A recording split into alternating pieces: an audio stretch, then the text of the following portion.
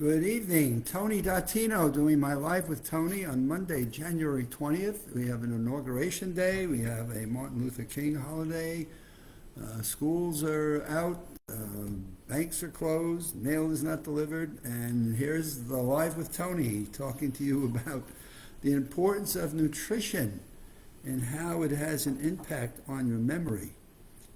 And obviously it's important when you start to think about the foods that we take into our bodies are going to be processed, and eventually parts of it are going to be impacting this part of it up here, which happens to be your mental capacities and your thinking, you can call it your brain.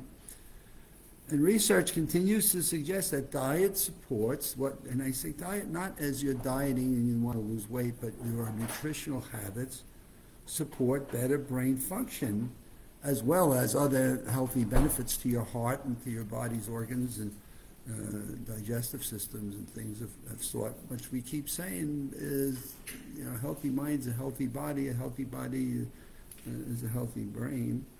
And this just continues to advance the research that adheres that diet supports better brain health. And this comes out of the February issue, just got it in my mail this weekend, of the Massachusetts General Hospital's newsletter, Mind, Mood, and Memory, February 2025, if you can believe we're in the year 2025 already. Numerous studies in recent years have demonstrated the association between the adherence to a mind diet and better cognitive function. When we talk about a mind diet, we're looking for the Mediterranean DASH intervention for neurodegenerative delay. It goes on to say, first and foremost, the mind diet is not just going to improve your mental health and impact of what chemicals go through your body system and go up into your thinking brain, or to your thinking body, but also your gastro health, your cardio health. I mean, there are so many benefits to it that then impact your mood.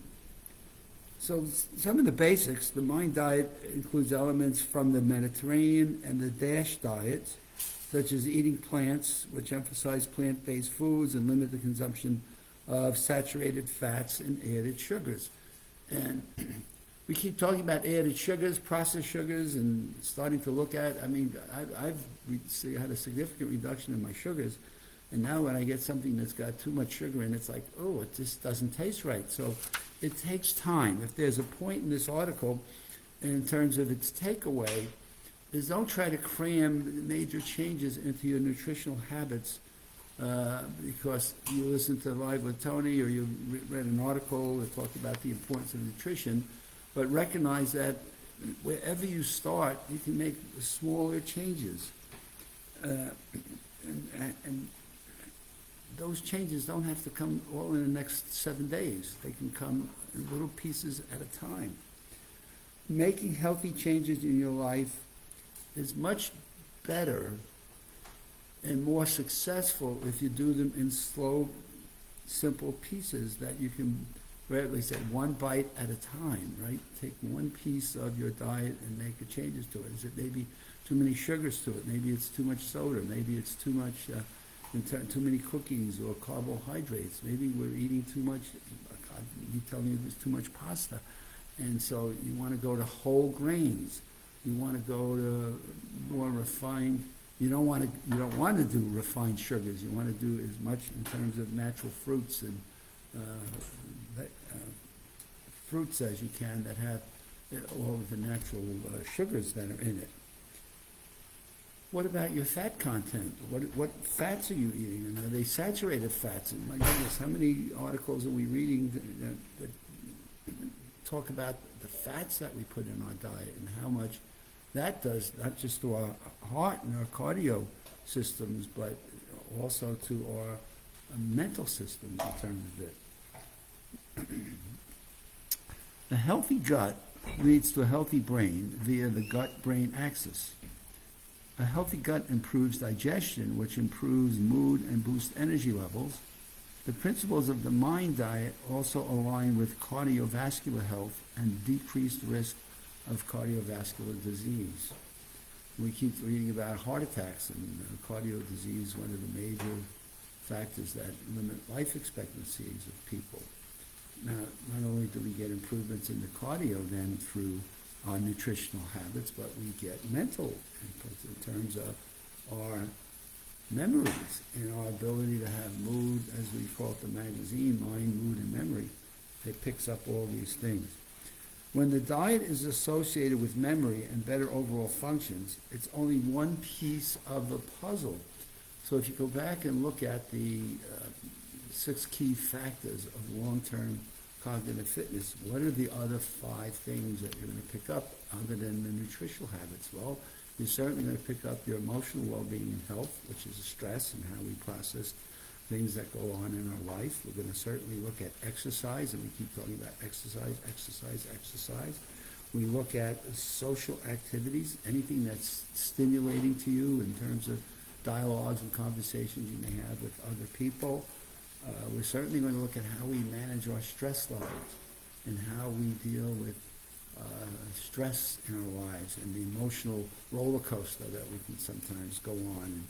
And as you listen to the news on a daily basis, my goodness, you could go from the hurricane that impacted the people in North Carolina to the wildfires that have really had such an impact in California and Los Angeles area to even our presidential elections and the stress that you hear and people with the different news reports that go up and down as to this president, this person, that person. And we just get ourselves so worked up through the media and the things that we listen to over and over again.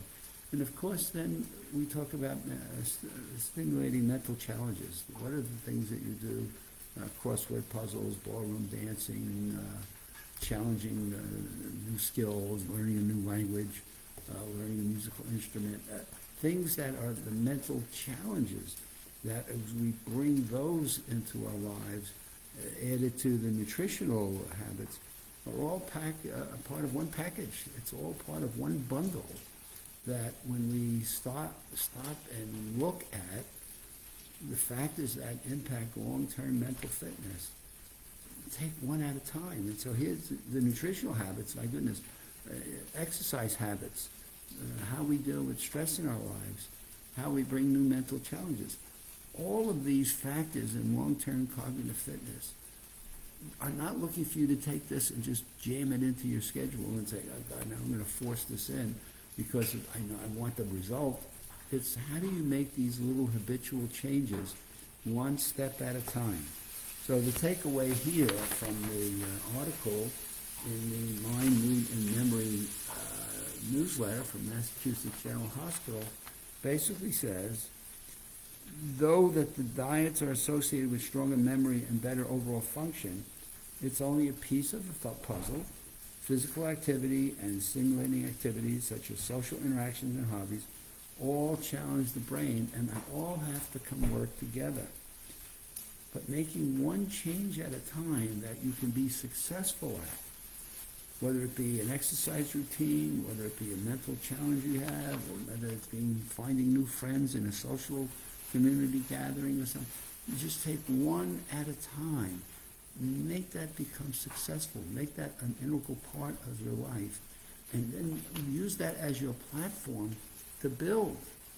Use that as a stepping stone to move forward and give yourself a little pat on the back. Now, I'm not telling you to go out and buy yourself an ice cream sundae or go get yourself a big piece of chocolate cake, but use them as a recognition that you've done something you should be gratitude, right? You feel good about it. And there's a good pat on your back for saying, you know what, I've done it once, now I'm going to do it twice. And after you do it twice, you could say, I'm going to do it a third time. And you build yourself into a repetition of building successes in the various activities that you can engage in. So my Life with Tony today was all focused about, the February issue of Mind, Mood, and Memory. What are the food things, the fats and the sugars and the things we can change and take out of your diet that can make a difference as just one of the elements that impact long-term cognitive fitness. And we are off and going on another week, and we'll see you back here on Wednesday. So have a good week. January 20th. It's here and moving fast.